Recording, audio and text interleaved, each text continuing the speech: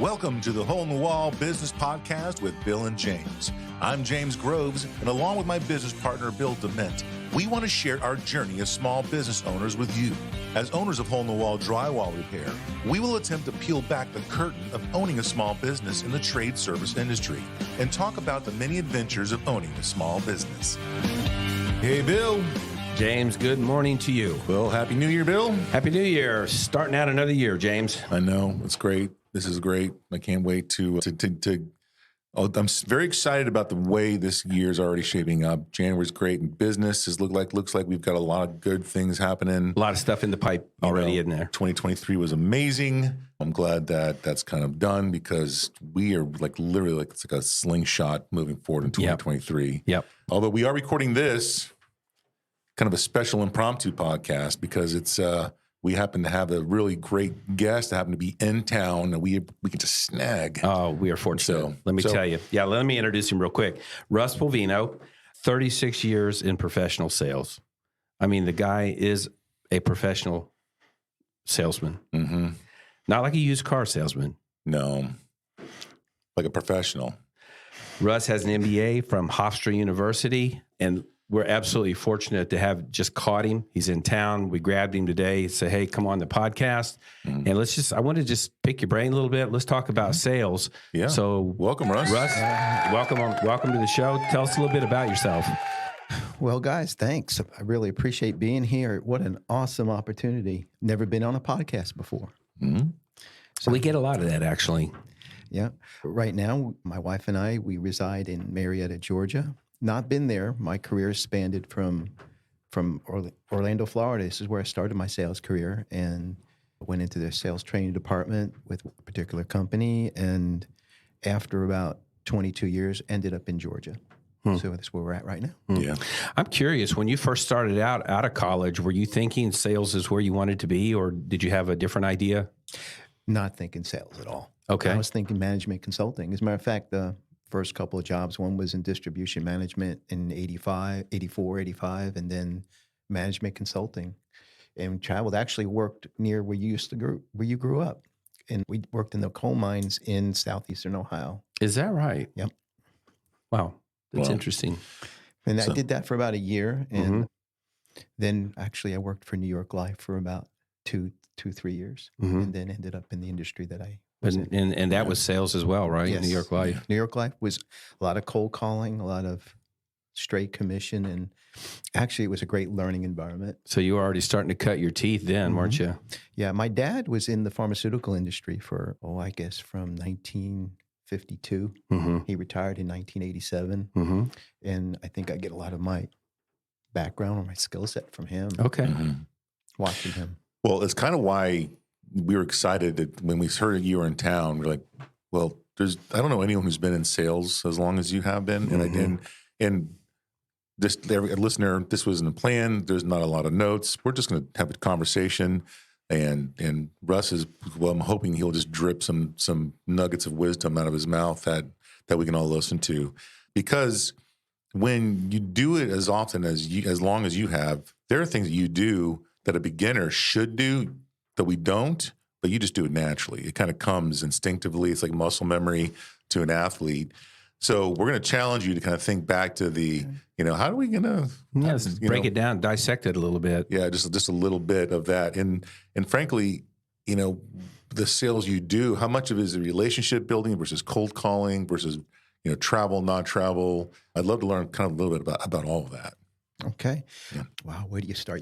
When y'all first mentioned this to me, sales is just such a really broad spectrum. You have different industries out there. You have your industry, which you're very successful at. And I mean, look how much you've grown over in the last 10 years.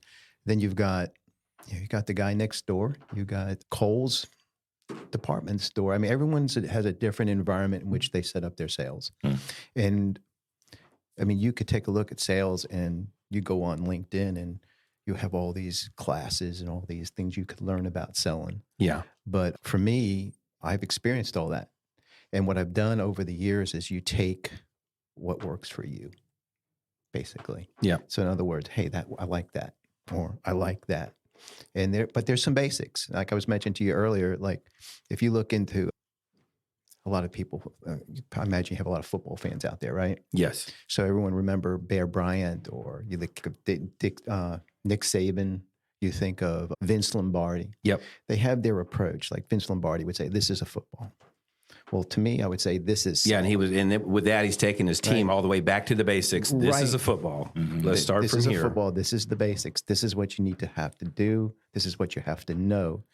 And in sales, you have a lot of different sales approaches. I mean, there's the Socratic approach. There is this approach. There's opening, closing, trial closing, going back, verifying, all this stuff. I mean, these are nice skill sets, and we could spend 5 hours here talking about all that stuff. Wow. But what you do is you take and you incorporate and you practice it. I have a manager that he's like, well, when you're in your car, record yourself. And I can never do that. Right. Because I can't stand hearing my voice, Oh. especially in these earphones right here. But yeah, I can't do that. So I think it through. And after, I've done it for so many years. And in the environment that I sell in, it's not a lot of cold calling. It's a lot of restrictions, a lot of guidelines in which I have to operate within. So I just can't say anything. Yeah. So, but I would say you take what you've learned, and you just, after a while, it just becomes so innate. Well, on a basic level, though, if you break sales down, it looks to me like you're trying to present whatever goods or services you have, and to share that information with somebody. And with the ultimate goal of getting a conversion, like this person is going to buy, or they're going to react the way I need them to, based on and I think what I'm doing. You said something earlier that I really liked, is that you just have to know your audience, right? You have to know who you're selling to. You have to know the regulations. Obviously, you've got regulations in what you sell. For us, it's not so much. Not so much. And you just kind of have to know, your product. You can't sell something that you don't know. It's difficult. That's why, even in restaurants, they make the waitresses eat the food so they know what they're selling. Yeah. My daughter, she went to work at a high-end restaurant, and they wouldn't let her work on the floor until she had memorized the entire menu. Yeah. You have to know what you're selling. Yeah. And she literally made 3x5 cards, drew pictures of the food, and then had various family members quiz her on that for about 2 or 3 weeks. But she knew it dead to rights by the time they put her out there to serve. Yeah. So knowing your product's a big deal, I would think. And obviously there's different types of selling. If someone's coming to a counter to order the coffee, they're selling. You're right. Everyone is selling in every situation. There's some sort of exchange happening, whether it's in marriage or whether it's in business. You know what? Russ mentioned it actually even in our pre-show, where when we look at a company like Hole in the Wall, every member of this company is selling. When our front office answers the phone, they're selling from the moment they say, "Hello, this is Hole in the Wall. May I help you?" Our employees, our technicians are selling when they're in someone's home. We're selling, okay? When somebody comes in here to ask for a job or to get hired, we're selling, they're selling, we're feeling each other out. There's a sales process there. I have a question for you guys. Sure. So do you think selling is 80% you sharing or talking, and 20% listening, or 80% listening and 20% talking? Oh, I feel like I already know the answer to this. I think we've had this conversation before, so it's unfair for me. I'm going to let James feel that. Well, I'm also a believer that sometimes it's better just to shut up and let the other person talk. When we train our estimators to go out into the field, Bill was great. He says, listen, I just walk in the door and they all have a story to tell. And you walk in the door for drywall repair, and they're going to walk you past every story. Well, that ding on the wall came from when the puppy was little and he chewed a hole in the wall. And up here's where little Billy threw the baseball. And here's a doorknob hole. They have a story to tell. And if we just keep our mouth shut, a lot of the questions that we would ask, they're going to tell us anyways. And then at the end, you say, great, I made some notes. Let's go back to the beginning. And make sure that we capture everything accurately. Yeah. That's so we can provide you a good estimate. And there's a reason why I say that, because 90% of the time, when I first started, I remember working with the sales trainer. He would ride around with me, and we met this particular client, and I just threw everything on the wall, like not hole in the wall, but we were, You just hit him with a shotgun approach. Hit him with a shotgun approach. I mean, Yeah. he would walk out. He goes, "Well, how much do you think she remembered of that? You just threw everything up on the wall, hoping something would stick." Mhm. That was my biggest challenge because That's good. I'm an Italian American, and I like to talk, and I don't like to shut up, and that didn't work real well in the beginning. Yeah, and we have found that just listening to the customer, even when they call, if we're not out on an estimate, if they're just calling in for something, they still have a story to tell. And listening to people to hear what their need is, and then first of all, figuring out, do I have a solution for them? Because sometimes they call with something we don't even do. But if I have a solution for you, then here, let me share with you what we can do. That's a key right there. Do they have a need? And I have a story with that. And then I have, if I don't have, you think of the car dealership, and you go in and you want to buy a car. You have an idea what you want or what you need. Right. But the guy across from you, the guy that's going to sell it, he has no idea. A good sales guy would spend time talking to you, listening to you, why you're there, and what have you owned in the past, and get to know what kind of person they are, what's their favorite color. I mean, what's your favorite football team, or just what you're doing is you're building a, I don't know what the word you want to, you're just building a portfolio. Building a relationship with that guy, gathering information. You're gathering a lot of information. Portfolio, yeah. Portfolio, that's the word I was looking for, portfolio. And once you know that what that is, he can't start selling until he knows exactly everything. Here's an example. About 22 years ago, my wife wanted to buy a car, her first brand new car. And she said, I want a red one or I want a white one. And we got there and there was a red one and there was a white one. And he knew nothing about my wife. And that, she would walk away in a heartbeat if she didn't like you or didn't like the situation. That's how her dad taught her. And she said, well, I like the white one. And he goes, oh, and it's got this, but the price on this one is this. Well, that's not what you said. And she says, well, then I'll take the red one. And he just tried to sell the four-wheel drive on the car, and you could drive this through the mud. She goes, well, I'm not going to drive my car through mud. I'm driving the car. Yeah, with a couple of questions, he would have known that, wouldn't he? He would have known a lot of things. And he went through all these things. It's got the stereo. She goes, well, we can put one in. And you've got this, and it's got that. And finally, at the end, he goes, well, you don't have the roof rack that you need. He knew that. She wanted a roof rack. She goes, well, I can get one put on for like $300. She goes, no, you can't. It's going to cost you at least $2,000. She goes, no. He goes, where'd you get that pricing? She goes, oh, your dealership. Mm-hmm. So he was not prepared. Right. He didn't know what she wanted. Right. And I think, car salesmen get a bad rap, but if there are good ones out there that actually take a good sales approach, and they'll find out what that person needs. Yeah. Well, traditionally, they have a bad reputation because they just machine gun you with information, and they make a lot of assumptions and spend no time to build a relationship. Now, I've thought about this. I've told James this a couple of times. You ever been at the gas station and somebody runs up to you and they want to sell you something really quick? Yeah. It's so uncomfortable. Mm-hmm. Number one, you don't know this person. You're not sure you like them. Mm-hmm. Okay. And you darn sure don't trust them. Don't trust them. So that's why that is so awkward. They spent no time other than to say, I'm a good guy. Here, buy this. Wouldn't you like to buy this? I don't even know if it's good value. Don't even know if I need it, but they haven't spent any time to ask you, is this something you could use? Same thing, if somebody knocks on your door, all of a sudden they want to sell some knives to you. Like, wouldn't you want to know, maybe you just stop by my door on the odd chance I'm going to need some knives?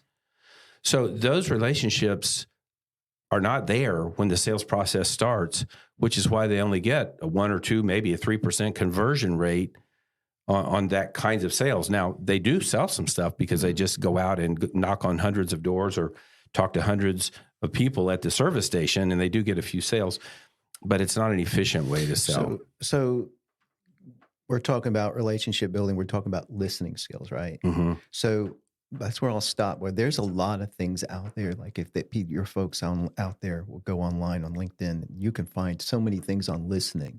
What are good ways of listening? What's good things to write down? What are some good things to remember? And then what they would want to do is they would want to say, how do I probe on that? What do I ask? What's some good questions I can ask this person so I can get that information? So they call that, there's open probes and there's close probes. I think as a good salesperson, if you're in sales out there, you want to stay away from the closed probes are the yeses and the nos, and you don't get any information from yeses. Yeah, and nos. dig in on that a little bit. That's a new term to me. So, Bill, do you like me? Yes. But what if you said no? Okay. Do you like this product? Yes or no? I don't know it. Say no. No, I don't So like then, the product. then we're done, right? Right. Then I have nowhere to go. Yes. So you want to open probe. You want to dig into what they're thinking about. You want to look for their need and what they want. So here's a scenario.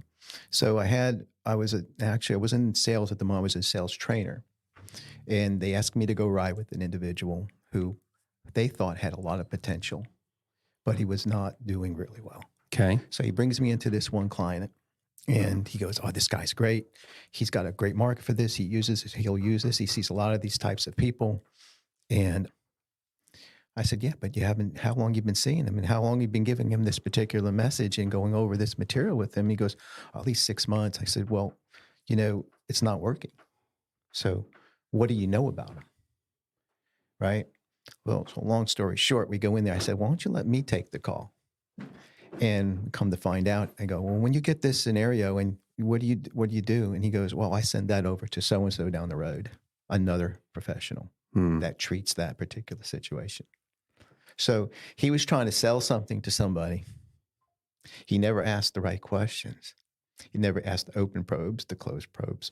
He never dug in. He never listened. He just went in and threw his material up on the wall to hope it would stick. But yeah, he saw that type of patient, but the patient that he needed to sell this particular product to was that particular person was down the road, that professional. And he could have asked a couple of questions early on and cleared saved that about up. 6 months, and Saved himself 6 months. He could have pivoted and sold a different product to this particular doctor, this person. Yeah. So now we're beginning to sell franchises, and so we're learning some new things. We're not, with drywall repair, we just kind of have always just hung out our shingle. As people have a need, they call us. I don't think we've ever knocked on anybody's door to go out and ask for business. No, networking is about as much as we're doing. Yeah. Basic sales. And we do social media. I mean, we have a strong presence out there, and we have a lot of reviews. And I mean, we have a kind of a secret sauce that we use to keep the phone ringing. But what we've learned over the last couple of years is that selling franchises is a bit of a different process. You're selling something that's a high ticket item. Mm-hmm. It takes 30, 60, 90 days to complete a sale. That person that wants to buy a franchise is sizing you up as a company, as a franchisor, and you're sizing them up. I wonder if you have any insights on that, Russ. What we might be, some things we could use in dealing with new people that are coming into our franchise. I could think of two scenarios. Like one is, how are you qualifying them? I mean, how do you know someone knocks on your door? I mean, that doesn't make him or her a potential franchisee, right? Right. So what does that process look like? That's a really important one, because you don't want to spend, like I mentioned earlier, you don't want to spend 6 months with somebody and then find out, hey, this guy's or this person's just not going to work. Yeah. And our sales, we have learned that our franchise sales director, by the time he gets them on the phone, he's like, there's 2 or 3 questions that need to be answered to find out if they're serious or not. If they're not, then we move on to the next prospect. We don't invest 6 months here. So what do you do? How do you know when you've got somebody? Well, we get a lead, we got to pay for it, or they can approach us because they want more information. And before we even can talk with them, in our field, it's a little different because we can't give them a whole lot of specific. You can go to our website, wholenewellfranchising.com, and everything that we have on the website is the only thing we're allowed to legally tell you. It's public information. Until we do what we call a disclosure. Then you sign a contract saying that I'm going to be disclosed with this FTD, and then we can say a little more specifics. And then we can still only say what's on the disclosure. I can't go through specific numbers. I can't guarantee you how much sales you're going to have. I can only tell you what I've written down on that paper. But we start a conversation with that person, kind of getting who they are. And frankly, they need to know, my sales team needs to know, can you afford the franchise? How do you plan on funding this? What kind of experience do you have? And then we get on a phone call we have a buffer. We have a bit of a buffer between the first leads and us. And the question we ask is, what drew you to Hole in the Wall, and what makes you think you would be a good candidate to be a franchisee? Yeah. And there's some basic qualifying questions like, you like fixing things around your house? You can find out, no, I'm an accountant. I don't know anything about fixing something at my house. So this is, these are some basic, doesn't mean they won't be successful, because we are promoting an executive model where somebody wants to run a business and they will hire the guys who are good with their hands and they'll do the business. But we're going, okay, so now he either isn't somebody to do this, or he's somebody specifically fits into the executive model. Then you need more information. We need more information. Yeah, absolutely. And can you think of any couple more questions that we might ask somebody, James? Well, we want to know a little bit about their, have they ever owned a business before? Education isn't as important to me, because I know a lot of very successful. We've had them here, very successful people on the podcast who aren't necessarily master's degrees, and they have very successful businesses. I mean, we had Matt Snowberger here. I mean, he doesn't have a college degree, and he's running an amazing, TNT lawn care business. So you don't need to have that bit in my mind. Mm-hmm. And we're selling franchises to solo entrepreneurs, so people who want to be work owners. Fine, it's just a different road that we go down. So education, not as much. We need some of the basics. Are they articulate enough that they could sell this? They plan on being an absentee owner. A lot of people want to own a business and not work in it. That doesn't work for us. You have to be somebody that can lean into it, because as great as this business is, we still have to work. We still have to network. We still have to do business in our business. And you know what? One of our new franchisees said to us recently, as he was coming on board, he's like, I'm really good with numbers. I'm really good at running a business, but I don't know anything about social media. I don't know anything about marketing, and those kinds of things. So that's where we're able to step in. That's the value of the franchise. But I love it when you have somebody like that. It doesn't mean that they won't succeed at it. It doesn't mean that we can't sell them something that'll benefit them. But that's what we're trying to ascertain. I don't want to sell something to somebody and then they're going to fail at it. Yeah. That doesn't look good on us. We want to figure out, is this something that, number one, they're interested in, number two, they're capable of, and number three, they have a chance of succeeding at. Yeah, that's what we're looking for. We had a gentleman, like, we were at one of the shows, and one time he's just like, hey, so how many leads are you going to give me? How many jobs are you going to give me? He didn't want to own a business. He wanted to own a job. He wanted the franchise to field all the phone calls. He doesn't have to worry about selling, because the franchise is kind of doing the selling in the background and feeding him leads. That's not a good fit for us. So it's real easy for us to kind of go, not a good fit, and we will, You just mentioned a real key thing. You can have the greatest product in the world, and if you're not willing, it still needs to be sold. Mm-hmm. You need to still find the people that have a need for it, or a want and a need for it. Yeah. And I remember when I first started, I had the best product that you could possibly sell. It had been on the market for, at that time, 40 years. And everyone thought it would sell itself, but it doesn't sell itself. You had to go in and you had to present. You had to find, the company would find different angles and market how to market this product. And you said it right there. You have to still sell it. Here's something that's interesting is that guy that you mentioned. There has to be a willingness. There has to be a passion. You have to have a passion for what you have and what you do. And if that person just wants everything to be handed to them, then there's no passion to go out and get more. Mm-hmm. It's like, okay, it's like going, feed me. Yeah. But what are you going to do? Are you just going to go buy your food? Or some people have to fish for their food. Yes. So to speak. There's a phenomena in franchising. It's called hiding behind the brand. So people, they want to come up with the money. They want to buy a franchise because the idea is we can start you on second base rather than at home plate. But then they think that the brand is going to do everything. And you know what? You are the brand in your town. You have to go out and meet people. You have to go talk to people. You have to do social media. You have to go network. Don't hide behind the brand. Get out in front of the brand in your town. That's another thing that people ask me, well, how have you been so successful? Yeah, I've been successful in sales, but I enjoy what I've done over the 36 years. Hard to stay with something that long if you don't like it. there's some innate skill sets that I have, and I take it from my dad, is that I enjoy meeting people. I enjoy getting to know people. Yeah. For example, I was in a sales call with this particular physician, and I had been calling on him for 4 years and not making any ground. And he would come in and come out, and, he came in with his lunch and he wasn't going to eat the one I brought. So I kind of joked with him. He goes, "Oh, this is my sauce and this is my spaghetti." And I was like, okay. It's like, but when I was listening to him, listening first, and his accent, I said, "That sounds like Long Island, New York to me." He said, "Yeah. How'd you know?" He goes, "Well, I'm from Long Island." He goes, "Where'd you grow up?" I said, "Farmingdale." He goes, "Where'd you grow up?" I said, he goes, "Massapequa." He goes, "Where?" And then it turned out he grew up a half a mile from my house. Oh, wow. He went to the same elementary school that was torn down that I went to. He went to the same middle school that I had gone to. He went to the same high school that I had gone to. And we connected. And we spoke for 20 minutes. Mm-hmm. We mentioned teachers and professors, and nothing.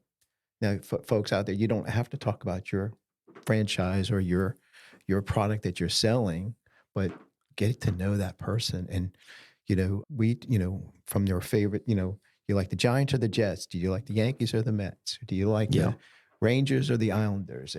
And that stuff. And then next thing you know, we're connected. Well, and I've witnessed this with you over the years that I've known you. You put people at ease almost immediately. I noticed that you begin asking them questions about the subject that they are the world's greatest expert on themselves. Where are you from? What do you do? How do you know what I mean? It's not an interrogation, but you're showing true interest and learning about them. Well, and that's because, that's where the innateness comes in. My dad was like, he can meet anybody and talk to anybody. And I enjoy meeting people. Yeah. Joy and I were on vacation with Lindsay, and we were going up to Vermont to visit Caitlin at the time. And we were in Boston, and we were just, we were tourists. And there was this couple, and then we just started talking to them. And Lindsay's like, "Oh, no." It's like, "Do you have to talk to everybody?" I'm like, "Well, they were from Marietta, Georgia." Yeah, they were from your hometown. And we found out they were from Marietta, and we talked for them for like 15, 20 minutes. But that's the part that I enjoy the most. Yeah. Getting to know people. Yeah. You mentioned this really early in the podcast, and you just kind of hit a high point and moved on. But you mentioned Socratic selling. And I think you might have been the one who introduced me to it. I've learned more about it since then. But my understanding, and it's very basic, is that you're selling by asking pertinent questions. Is that right? Yeah. Tell me more. Well, you tell me a little more. I see what you did there. Aha! That was good. There you go. But it's based on Socrates, right? He engaged people, he asked questions of them, and then drew them out on the subject. And my understanding is that by that means you can figure out if you have something that can help this person or not, right? Mm-hmm. Very important. Yeah. But the connection part, I just love it. I love the interaction with people. I don't even have to be. I could be at a ball game. I could be with you guys. I mean, I just enjoy the one-on-one. So you got any tips for somebody who isn't good at that naturally? We have the guy that we just mentioned a couple of minutes ago. He's saying, "I'm really good with numbers. I know how to run a business. I don't know how to do that." Give me a couple of tips. How can somebody who's not naturally good at that, what can they do? Give me 3 specifics. When we first got together to do this, you asked those abrupt questions. I have to think about it for a little bit. But, when I was in college, my major was accounting, and numbers wasn't my thing. So I went into business. Yeah, there you go. I'm being facetious here, but, for some people, that's just not. They're just introverts, and they don't have that great one-on-one. And that's probably the person, that, get out and meet people, listen to people. What do you want? Ask yourself, what do I want to know about that person? What do I need to know about that person? The accountant or the person doing the numbers or that type of guy, they still need to know things. Mm-hmm. So I would challenge them to, okay, what if I'm going in to meet a potential client and I'm not an extrovert? What do I need to ask them? So write the questions down. Think about through what is it that I want to know, and start that way. But it's hard to teach. It's hard to teach something that right, well, let me think of an example here. Okay. Could you play center for the Orlando Magic? Yeah, no. Could you play forward? Could you play a guard? No, that's not where you belong. So, I got to be a ticket taker, I think. So to be quite honest, I would say it's hard for me to sit here and tell somebody you need to do this or do that when that may not be who you are. Yeah, but you said something. Well, I'm going to dig in here. You said something earlier that write the questions down, right? There's part of knowing your product, okay? One of the things, believe it or not, I'm very much introverted. I'm not an extrovert. I do lots of socials things, and I go out to events, and I do a podcast. But if I had my way, I'm sitting at home on my back porch with my dogs and my wife and just enjoying life. I don't really want to see a whole lot of new people, but you have to do that. And part of me learning how to become that person was just doing it, like putting myself in situations where I was a little uncomfortable, meeting people for the first time, going from, here's my business card, thanks very much, nice to meet you, to developing my 1 minute, my elevator pitch. Yeah, those early B&I meetings were tough, weren't they? They were really hard. I mean, then having to write down those your 60-second pitches are a big deal. So what's your process, when you're fresh on a new thing, you need to figure out what your, we talked about elevator pitches earlier. I mean, what's your process to that? Are you writing things down, or are you just reciting them in your head? Okay. So, there's the plan scenario where I'm going to go in. I know I'm going to go meet with James and Bill, and I'm going to learn about their franchise. There's some things I want to know and do and get to know about them. And I'll script it out for myself. I'll write down certain questions, things I would want to know. For me, it's general topics. I don't get really specific because you don't know where or the direction. I think also then you want to be able to prepare for the unexpected. Where I go, you said events, right? So if I'm at an event, I go to events. I go to or I'm meeting either, physicians at an event. There's things I can do and there's things I cannot do. But there's questions I want to ask them. You don't know how that's going to turn out. You don't know if you're going to be going to get a drink at the stand and all of a sudden there's somebody you've been trying to talk to for like 6 months to a year. So you have to, that has to be scripted out in your head. All right, what are the key points about my product that I'm selling that I need to convey in 60 seconds? What do I need to, you can't dig in and ask a bunch of open probes in that scenario. You got to think of something really that's good, that's going to make, hey, I want to talk to this guy for another 30 minutes. Mm-hmm. So there's times where I have things scripted out. I know about the person I'm going to see. I know what they like to do. I know their profession. I know what market they're in. And I'll look up what they've done in the past. I can do that stuff. And then I'll plan it accordingly. So when you're in this scenario, so it's such and such, what do you like to do? What's your first step? What's your second step? What does it look like 2 years down the road with this particular person? And so those are things that you plan for. Then there's things that you don't have any plan for. The unexpected, the 60-second elevator speech, and I had one of those. I never had one, and my manager would always say, "Hey, you got to have a 60-second one." And you get into it actually happened. Oh yeah, and it actually worked out pretty good because I noticed this person was using my product about 3-4 weeks later. So it was pretty cool. So how'd that interaction go? The interaction lasted exactly 40 seconds, probably. Oh, yeah? Yeah, it was quick. He goes, and actually he knew who I was because here's another thing that people can do is if you're trying to see somebody, early on in my career, you would leave material behind. The chances of them reading it were like 20, 80. I mean, they're very, very slim. Well, this particular person, I hadn't been able to see, but I would leave him information. And he must have seen the same information like 30 times. Mm-hmm. He actually knew who I was. He knew my product. He knew what it did.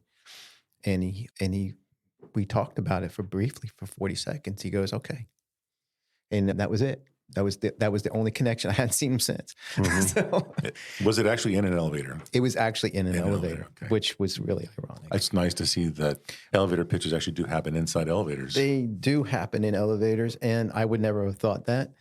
but it can happen at an event that you're at. Did you know that there are over 140 million homes in the U.S.? 97% of them have walls and ceilings that are built using drywall. The drywall repair industry is simply enormous, valued at over $13 billion a year. We're hole-in-the-wall drywall repair, and for years we have been perfecting the art of repairing drywall, developing and refining our systems, and strengthening our brand. Our business model is simple, scalable, and easy to learn. We believe it's a real game changer. We are successful drywall repair pros who decided to take our repair business to a higher level, growing both our franchise training and support to industry-leading standards. You'll benefit from our vast experience helping your franchise hit the ground running and achieve success quickly. We'll give you access to our marketing team that has created strategic programs designed to get your phone ringing and booking new business fast. Join a fast-growing leader in an exciting dynamic segment of the home service industry by franchising with hole-in-the-wall drywall repair. Start building your own business and securing your own financial future today.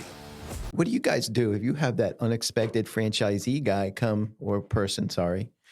up and hey, this person, we think they can own a franchise. Mm-hmm. I mean, how do you identify that? But then they're only coming by your booth for 60 seconds. How do I get them to stay for 5 minutes? How do I get them to stay for 10 minutes? Yeah.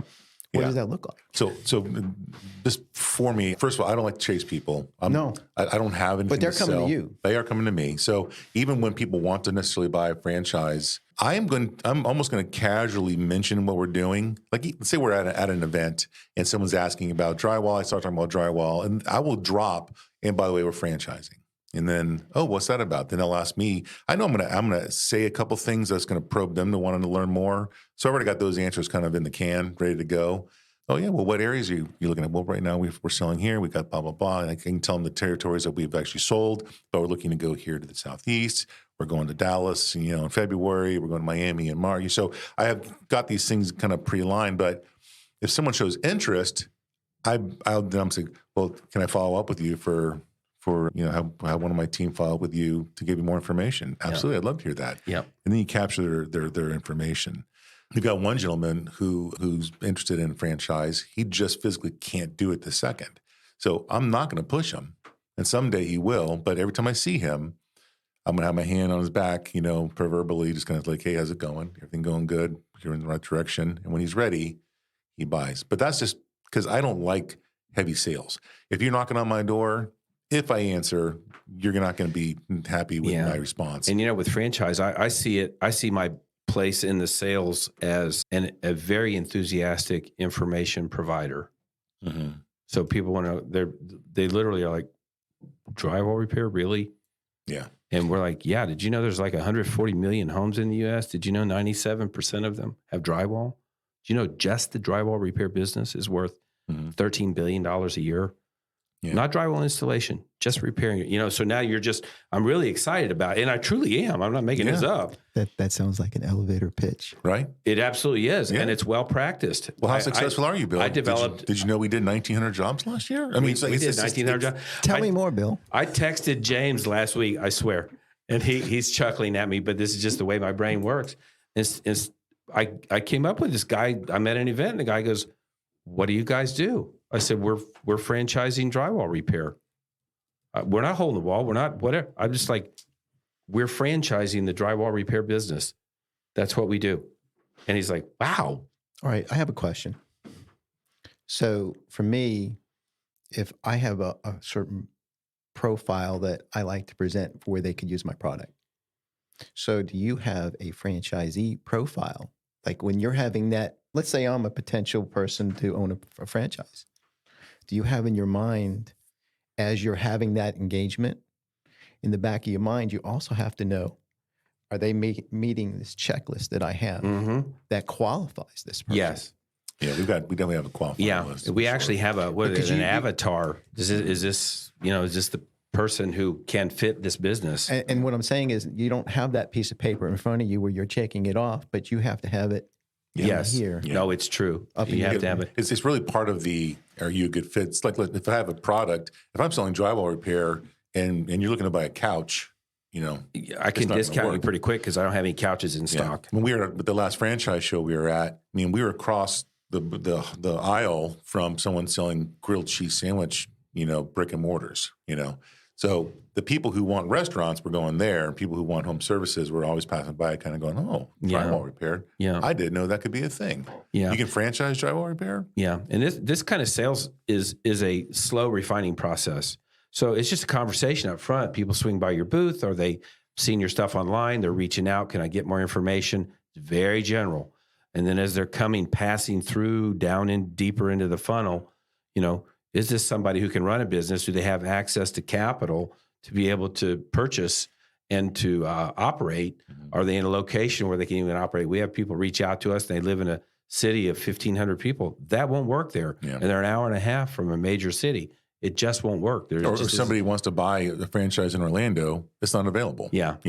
So step by step, we're refining till you get down to the point, yes, they're a good fit. Yes, they're capable of doing this. Yes, they feel like they want to do this. Yes, they can get the capital to do it. And then as they're checking us out, we're checking them out too. Cool. Do we feel like they're going to represent the Hole in the Wall brand in the way that we want to be? And frankly, it's somewhat like a marriage. I'm going to be connected to this person for a period of years if a franchise agreement is signed?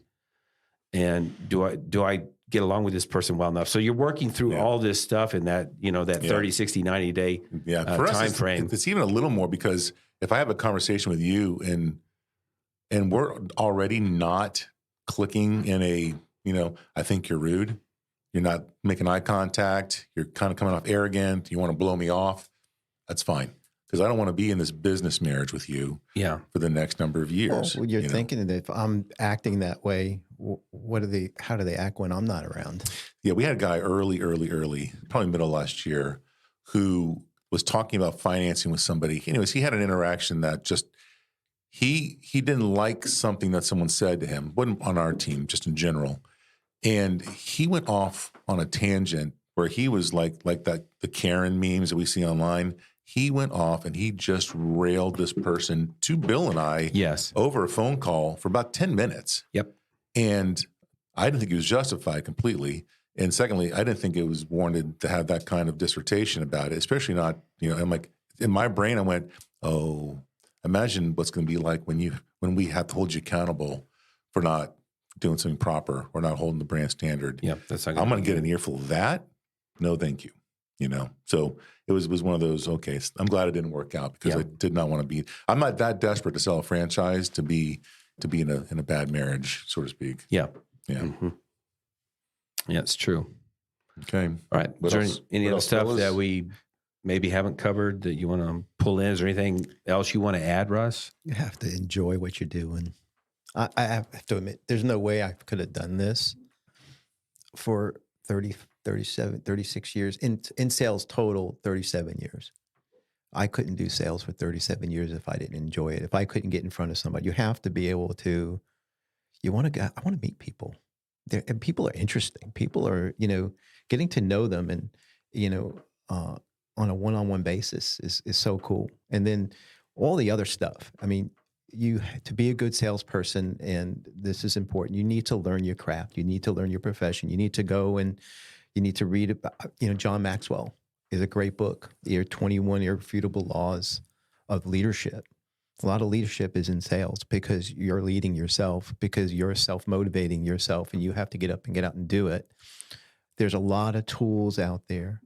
What's the sales process look like? You have an open, you have a close, you got a trial close, you got to know who you're talking to. You need to do your background information. Yeah, I hadn't mentioned all that stuff. We've touched on a lot of it, but you do need to know all of that. But I would say the most important thing is to know the basics, know how to build a relationship, enjoy building that relationship, and having a passion for what you're selling.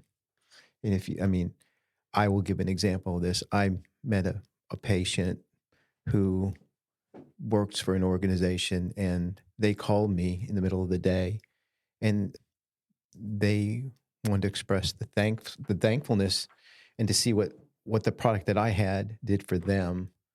And it made me almost put me in tears. Yeah, I'm sure that's rewarding. That to me makes it okay. What I'm doing here is a good thing. And I've been doing that for 37 years.